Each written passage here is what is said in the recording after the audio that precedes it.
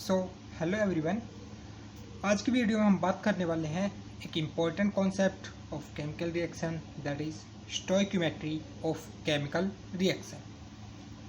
तो स्टोइक्योमेट्री जो एक केमिकल रिएक्शन का स्टोइक्योमेट्री कोएफिशिएंट जो होता है वो हम कैसे डिटरमाइन करेंगे और उसकी हेल्प से हम क्या क्या डाटा को यहाँ पे हम यूटिलाइज कर सकते हैं, इस चीज़ के बारे में फ़िलहाल स्टडी करेंगे।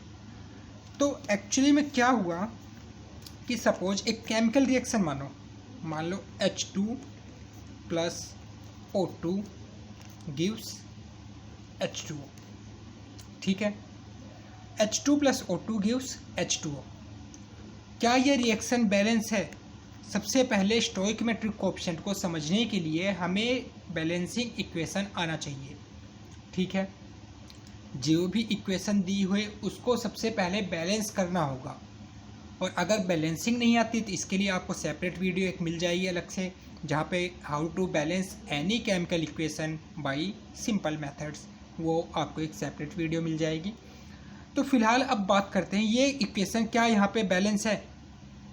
भाई नंबर ऑफ हाइड्रोजन्स यहाँ पे 2, इस साइड भी 2, नंबर ऑफ ऑक्सीजन इस साइड 2, इस साइड 1। तो क्या करेंगे, यहाँ पे ऑक्सीजन 2 है, ठीक है, और यहाँ पे 1 है, तो इसको 2 कर दिया। और जैसे 2 किया तो हाइड्रोजन कितने हो गए, अब 4, इस साइड 2, तो इसको भी 2 से मल्टीप्लाई। अब ये इक्वेशन क्या हो चुकी है, बैलेंस। ठीक है, तो इक्वेशन बैलेंस होने के बाद अब अर्लियर इक्वेशन क्या थी, H2 plus O2 gives H2O। ठीक है, ये हमारी अर्लियर इक्वेशन थी, और ये आफ्टर बैलेंसिंग।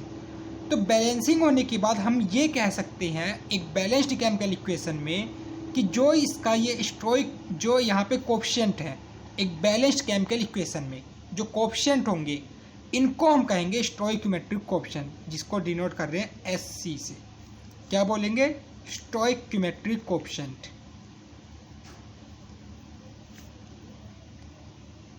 ठीक है, डिनोट करेंगे SC से। तो इसका स्टोइक्योमेट्रिक कोएफिशिएंट कितना, 2, यहाँ पे 1, यहाँ पे 2। क्लियर। इस केस में हम इनको स्टोइक्योमेट्रिक कोएफिशिएंट नहीं कह सकते, ये इनके आगे जो 1 1 है इनको स्टोइक्योमेट्रिक कोएफिशिएंट नहीं कहेंगे। क्यों? क्योंकि ये इक्वेशन बैलेंस नहीं है, ये इक्वेशन बैलेंस नहीं है, तो इसलिए इसको स्टोइक्योमेट्रिक कोएफिशिएंट नहीं कह सकते। तो इस केस में जब स्टोइक्योमेट्रिक कोएफिशिएंट है, इक्वेशन बैलेंस है, तो उस केस को हम रिप्रेजेंट कर सकते हैं in terms of moles. Moles की टर्म में रिप्रेजेंट कर सकते हैं, मास की टर्म में, नंबर की टर्म में, और साथ ही साथ हम यहाँ पे वॉल्यूम की टर्म में।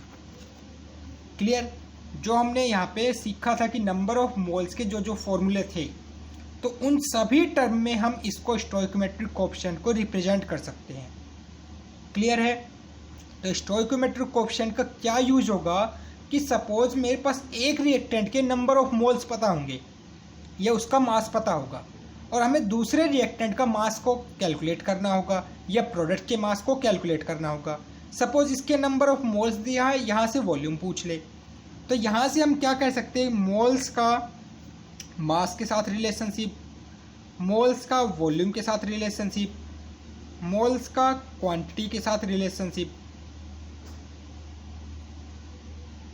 ये सभी क्वांटिटी आपस में इंटरलिंक होके कोई भी वैल्यू हमें पूछी जाए उसको हम इजीली फाइंड आउट कर सकते हैं।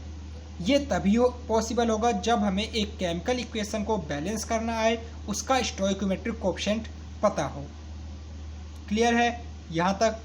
अब देखो, तो सपोज मैं एक केमिकल रिएक्शन मानता हूँ कि जैसे ये वाली ही ले लेते हैं पहले, तो शुरू में 2H2 plus O2 gives 2H2O। Okay, so in this equation stoichiometric coefficient of H2 equal to 2, O2 1, H2O 2।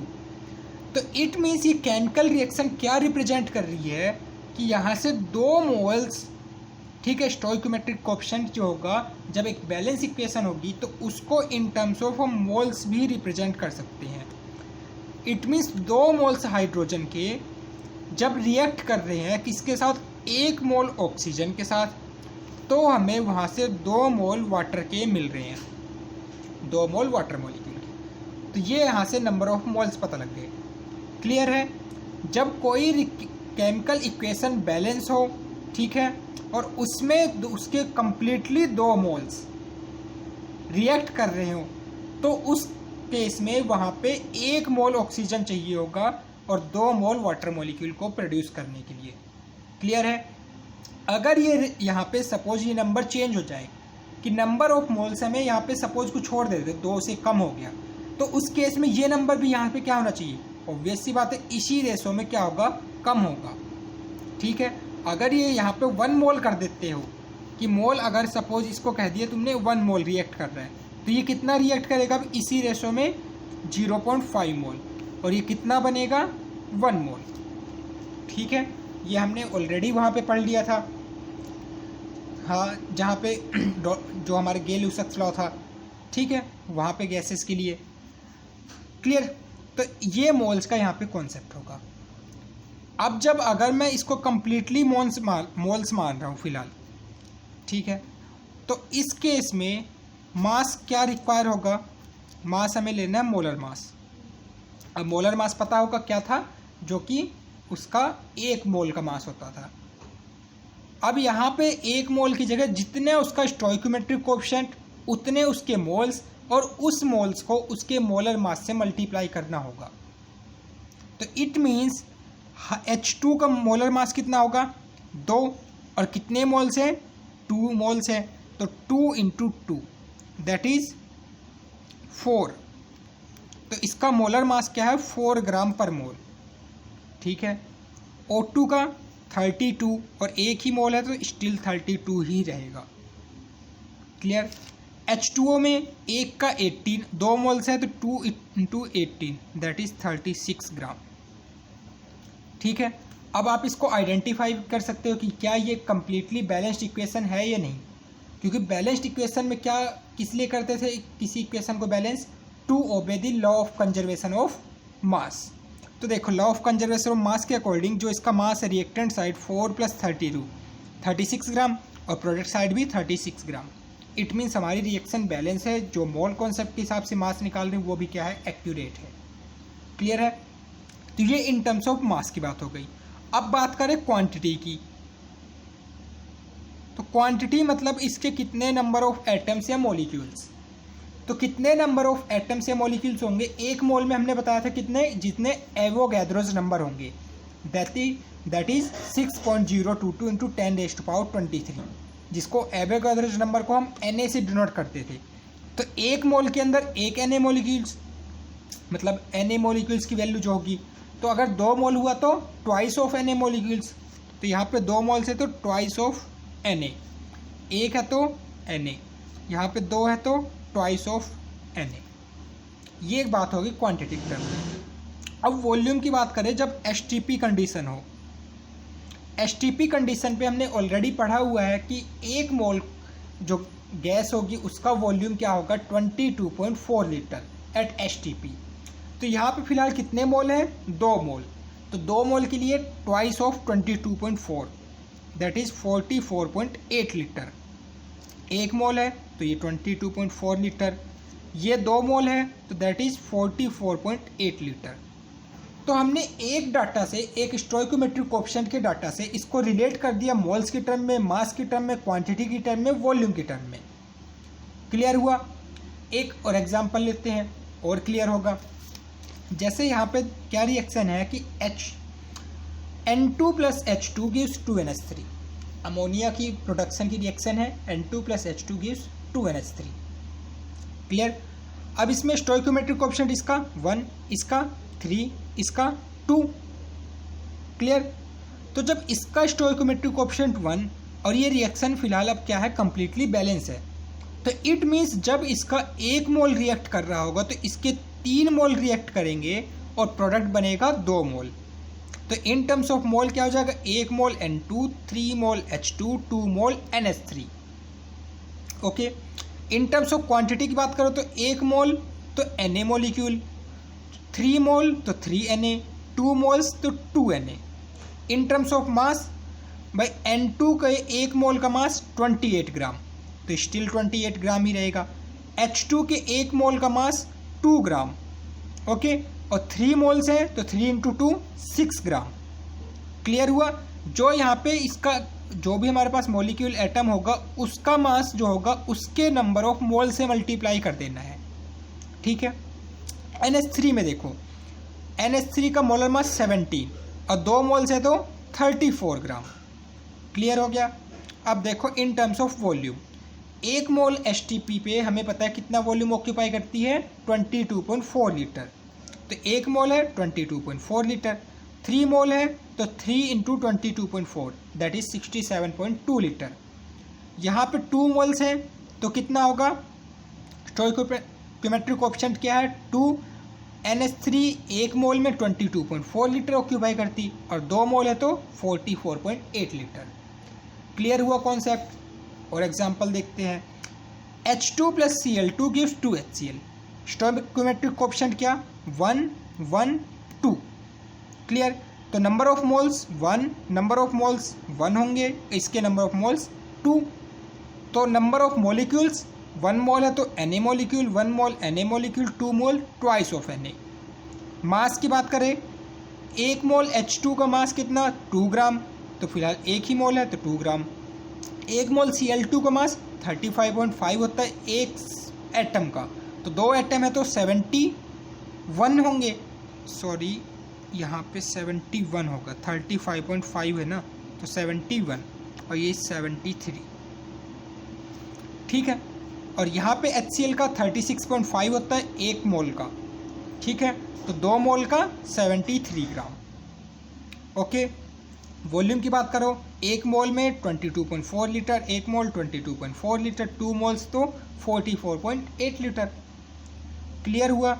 तो इसी बेसिस पे आपको ये यहाँ पे क्वेश्चन सॉल्व करना है कि S plus O2 gives SO2। Equation मैंने ऑलरेडी बैलेंस करके दी है, बस इसमें हमें नंबर, मास, मोल, वॉल्यूम, क्वांटिटी निकालना है। क्लियर है। तो ये कॉन्सेप्ट आई थिंक समझ में आ गया होगा। तो कैसे हम स्टोइकियोमेट्रिक कोएफिशिएंट को रिलेट कर सकते हैं मोल्स के साथ, क्वांटिटी के साथ, मास के साथ, वॉल्यूम के साथ, सब कुछ हमें रिलेशनशिप यहाँ पे पता लग गई। अब इस बेसिस पे क्वेश्चन को कैसे अप्रोच करेंगे उस चीज़ को समझने के लिए एक थोड़ा सा छोटा सा कॉन्सेप्ट और हमें समझना होगा। तो कॉन्सेप्ट क्या है कि सपोज मेरे पास एक रिएक्शन है। क्या रिएक्शन ये है कि पहली बात तो एक चीज़ को ये समझो कि मैं ये रिएक्शन दे दूँ H2 plus O2 gives H2O। Okay, H2 plus O2 gives H2O, इसको मैं हाफ H2 कह देता हूँ। अब ये इक्वेशन हो चुकी है बैलेंस। यहाँ पे H2 plus 2H2 plus O2 gives 2H2O। दोनों ही इक्वेशन बैलेंस है।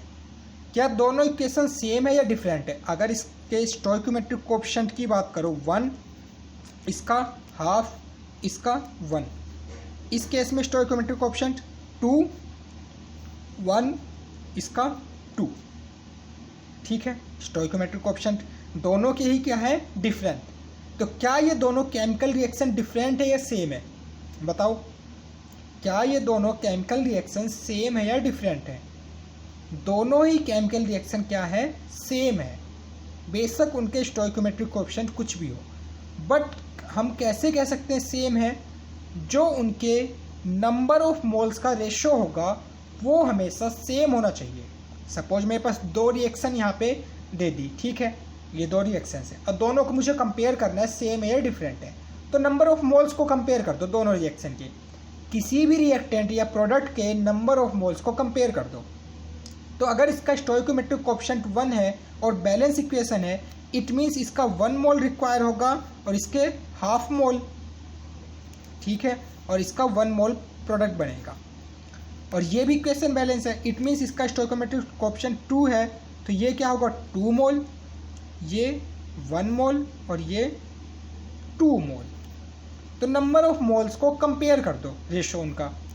Number of moles of H2 in first reaction, number of moles of H2 जो होंगे फर्स्ट रिएक्शन में, और number of moles of H2 जो होगा वो सेकेंड रिएक्शन में।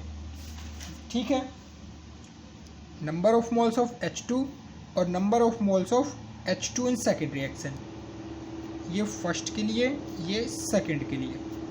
इसको मैं फर्स्ट रिएक्शन कह रहा हूँ, इसको सेकेंड रिएक्शन। अपॉन में number of moles of O2 first के, number of moles of O2 second के। अगर जो रिएक्टेंट का रेशियो है मोल्स के वो अगर सेम आ जाता है, इट मीन्स केमिकल रिएक्शन क्या है, सेम है। तो देखो number of moles of H2 first में 1, number of moles of O2 half, तो इसको सिंप्लीफाई करोगे कितना आया 2। यहाँ पे देखो number of moles of H2 2, number of moles of O2 1, simplify करोगे 2, दोनों वैल्यू आ गई सेम, इट मीन्स ये केमिकल रिएक्शन क्या होगी, सेम। ठीक है, क्लियर है यहाँ तक। अब देखो यहाँ से सपोज मैं एक हाइपोथेटिकल रिएक्शन मानता हूँ कि ए रिएक्शन कन्वर्ट हो रही है बी रिएक्शन प्रोडक्ट में। ए यहाँ पे स्मॉल ए किसको रिप्रेजेंट कर रहा है, इसके stoichiometric coefficient of capital A is equal to small A. Stoichiometric coefficient of capital B is equal to small B. ठीक है, क्लियर है यहाँ तक। अब देखो ये इसका स्टोइकोमेट्रिक कोएफिशिएंट ए का आ गया और ये स्टोइकोमेट्रिक कोएफिशिएंट बी का है। ठीक है, तो यहाँ से number of moles of A upon में number of moles of B. भाई अगर ये बैलेंस इक्वेशन है तो number of moles of A क्या होंगे, जो इसका स्टोइकोमेट्रिक कोएफिशिएंट है दैट इज ए, और number of moles of B क्या है, बी, और ये किसके इक्वल थे, stoichiometric coefficient of A. This implies कि number of moles of A upon में number of moles of B equal to stoichiometric coefficient of A upon में stoichiometric coefficient of B. ये यहाँ से हम रिलेशन रिलेट कर सकते हैं। क्लियर है ये तक, यहाँ तक कि नंबर ऑफ मोल्स ऑफ ए जो होंगे, ये देखो ए की वैल्यू क्या है, स्टोइकोमेट्रिक कोएफिशिएंट ऑफ ए, सिर्फ वही वैल्यू मैंने यहाँ पे पुट कर दी। बी की वैल्यू क्या है, स्टोइकोमेट्रिक कोएफिशिएंट ऑफ बी, ये वैल्यू यहाँ पे पुट कर दी, ये तो इक्वल था ही। क्लियर है। अब मैं इसको इसके अपॉन में लाता हूँ क्रॉस ये इसके अपॉन में, it means number of moles of A upon में stoichiometric coefficient of A equal to ये ऊपर गया number of mole of B upon में स्टोइकोमेट्रिक कोएफिशिएंट ऑफ बी। अब इसके अंदर एक प्रोडक्ट एक रिएक्टेंट था तो ये हमें यहाँ पे रिएक्शन मिली।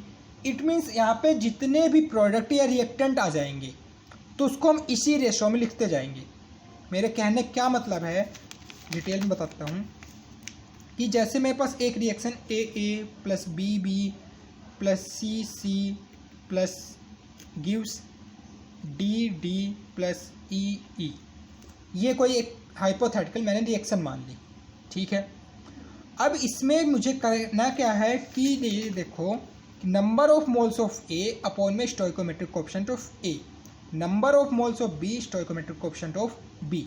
इट मीन्स जो भी रिएक्टेंट या प्रोडक्ट है उसके नंबर ऑफ मोल्स को उसका स्टोइकोमेट्रिक कोएफिशिएंट से डिवाइड कर दो और वो सब हमेशा क्या होंगे, इक्वल होंगे आपस में। एक केमिकल रिएक्शन में, एक बैलेंस्ड केमिकल रिएक्शन में जो इसके नंबर ऑफ मोल्स होंगे, number of moles of A upon में उसका जो स्टोइकोमेट्रिक कोएफिशिएंट है क्या है, A, equal to number of mole of B upon में B, number of mole of C upon में C, number of mole of D upon में D, number of mole of E upon में E. ये सब हमेशा क्या रहेंगे, equal. ठीक है, तो अब यही क्राइटेरिया हमें याद रखना है और इसी बेसिस पे न्यूमेरिकल करने हैं। ठीक है, कि यहाँ से क्या क्राइटेरिया बनेगा कि मुझे नंबर ऑफ मोल्स ऑफ अगर एक के भी पता लग गया, किसी एक का, उसको मैं इस इक्वेशन में पुट करूँगा और मुझे जिसका भी निकालना है उसको मैं ईजिली कैलकुलेट कर सकता हूँ। भाई किसी एक का भी नंबर ऑफ मोल्स का मुझे डाटा यहाँ पे क्वेश्चन में हमेशा गिवन रहेगा, हिंट कुछ ना कुछ गिवन रहेगी कि नंबर ऑफ मोल्स किसी एक का कैलकुलेट कर सकते हो। और किसी एक का कैलकुलेट हो गया, सपोज इसका नंबर ऑफ मोल्स मैंने यहाँ पे कैलकुलेट करके 3 आ गया, तो it means 3/A is equal to all these. और जिसका तुम्हें नंबर ऑफ मोल्स निकालना हो, सपोज मुझे C का निकालना है, तो उसका इसके इक्वल पुट कर दो, number of moles of C upon में सी। ठीक है, ये स्टोइकोमेट्रिक कोएफिशिएंट हमें एक बैलेंस इक्वेशन में मिलेंगे ही। सपोज वो बैलेंस इक्वेशन में मैं कह दूँ कि ए की वैल्यू 1 है और सी की वैल्यू 2 है, तो नंबर ऑफ मोल्स ऑफ सी यहाँ से आप निकाल सकते हो। देखो 3 अपॉन में ए की value 1, number of moles of C मुझे कैलकुलेट करने और सी की वैल्यू 2, तो this implies number of moles of C equal to 6। तो number of moles of C आ गए, तो इट मीन्स किसी भी के भी नंबर ऑफ मोल्स कैलकुलेट कर सकते हो। ये सिर्फ हमें इसको इस फॉर्म में लिखना होगा जो भी केमिकल रिएक्शन होगी। Clear, got my point. चलो अब क्वेश्चन करते हैं इस बेसिस पे। देखो क्वेश्चन क्या है कि 245 gram of potassium chlorate 245 gram of potassium chlorate is heated, find out total weight of O2। अब यहाँ पे केमिकल रिएक्शन है वो हमें खुद बनानी है कि KCl पोटेशियम क्लोरेट क्या होता है, KClO3। इसको हीट किया तो क्या होगी, ये डीकम्पोजिशन रिएक्शन देगा और डीकम्पोजिशन रिएक्शन देने पे ये प्रोडक्ट क्या बनेगा, KCl प्लस O2। ठीक है, KCl प्लस O2। ओके, अब इस रिएक्शन में क्या फर्स्ट ऑफ थिंग क्या चेक करना है, तो सबसे पहले आपको चेक करना होगा जो भी आपने केमिकल रिएक्शन लिखी है या गिवन है वो क्या बैलेंस इक्वेशन है। चेक करो क्या ये इक्वेशन बैलेंस है। Number of potassium 1 1, chlorine 1 1, oxygen 3, इधर कितने हैं 2। तो क्या करोगे इसको बैलेंस करने के लिए, भाई इसको 3 से मल्टीप्लाई कर दो। 3 से मल्टीप्लाई किया तो ये 6 हो गया, तो इसको बैलेंस करने के लिए 2 से मल्टीप्लाई, दो पोटेशियम हो गए तो इसको मल्टीप्लाई 2 से। Just hit and trial method यहाँ पे यूज़ कर लो। बाकी अदर मेथड्स भी होंगे बैलेंस करने के लिए, उसके लिए सेपरेट वीडियो आपको मिल जाएगी जहाँ पे how to balance chemical equation. Clear, ये अब बैलेंस केमिकल इक्वेशन हो चुकी है। अब इसके अंदर क्वेश्चन में गिवन डाटा क्या है, 245 ग्राम, इसका मास यहाँ पे गिवन है 245 ग्राम और हमें इसका मास यहाँ पे मेज़र करना है। क्या करोगे, सबसे पहले इस फॉर्म में लाना है, तो लिखो number of moles of KClO3 upon में स्टोइकोमेट्रिक कोएफिशिएंट ऑफ KClO3 कितना है 2, equal to number of mole of KCl, stoichiometric coefficient KCl का 2, equal to number of mole of O2 upon में स्टोइकोमेट्रिक कोएफिशिएंट 3। ठीक है, अब इन तीनों में से किसके नंबर ऑफ मोल्स कैलकुलेट कर सकते हो। इसका मास गिवन है और हमें पता है नंबर ऑफ मोल्स जो होते हैं वो क्या होता है, गिवन मास अपॉन में मोलर मास। हमें तीनों फॉर्मूले पता होने चाहिए नंबर ऑफ मोल्स के लिए। क्या क्या थे, number of moles equal to given mass upon में molar mass, number of moles equal to given number of molecules upon में Avogadro's molecules and given volume upon में 22.4 लीटर STP कंडीशन पे। ये तीनों फॉर्मूले हमारे पास होते थे नंबर ऑफ मोल्स के लिए। तो फिलहाल इसमें से ये वाला सूटेबल रहेगा जहाँ पे क्या है कि नंबर ऑफ मोल्स जो है किसके गिवन है, जो हमारे पास KClO3 है, इसके नंबर ऑफ मोल्स यहाँ पे फिलहाल गिवन है। तो इसके नंबर ऑफ मोल्स नहीं, इसका मास गिवन है। क्लियर, तो नंबर ऑफ मोल्स कैलकुलेट कर सकते हो, कितना आएगा नंबर ऑफ मोल्स, कैलकुलेट करो। Number of mole of KClO3 equal to given mass 245 और इसका एटॉमिक मोलर मास कैलकुलेट करो। तो इसका मोलर मास कैलकुलेट करोगे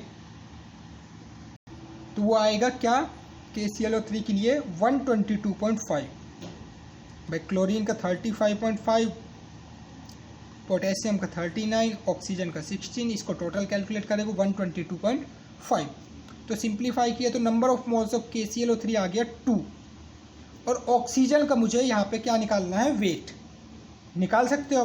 क्या करना होगा, इसकी वैल्यू यहाँ पे पुट करो, तो 2 अपॉन में number of moles KCl 2 upon में 2 is equal to number of moles of O2 upon में 3, ये हो गया 1। तो number of moles of O2 कितने आ गए 3।